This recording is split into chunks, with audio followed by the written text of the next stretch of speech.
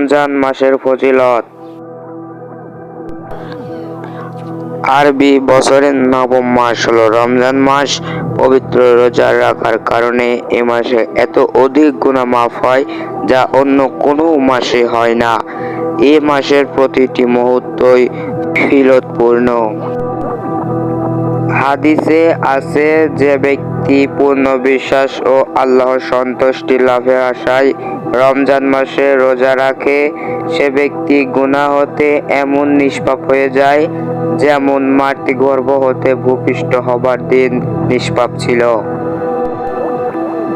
রাসূলুল্লাহ সাল্লাল্লাহু আলাইহি ওয়াসাল্লাম বলেন, রোজাদারের জন্য সমুদয় পশু পাখি, কীটপতঙ্গ, ফেরেশতা মণ্ডলী, তরু লতা এবং পৃথিবীর সমস্ত প্রাণী মাগফিরাত কামনা করে।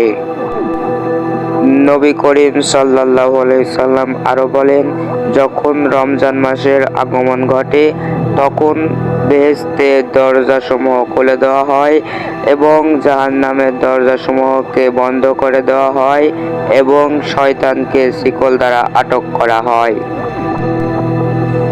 হাদিসে কুদসিতে আছে, আল্লাহ তাআলা ঘোষণা করেছেন, রোজা আমার জন্যই এবং স্বয়ং আমি এর প্রতিদান দেব। নবী করিম সাল্লাল্লাহু আলাইহি সাল্লাম আরো বলেন, জান্নাতে বায়ন নামে একটি দরজা আছে। এই দরজা দিয়ে কিয়ামতের দিন শুধু সাওম পালনকারীরা প্রবেশ করবে। রমজান মাসের ইবাদত বন্দগীতে অন্যান্য মাসের ইবাদত বন্দগী অপেক্ষায় 70 গুণ সওয়াব বেশি পাওয়া যায়।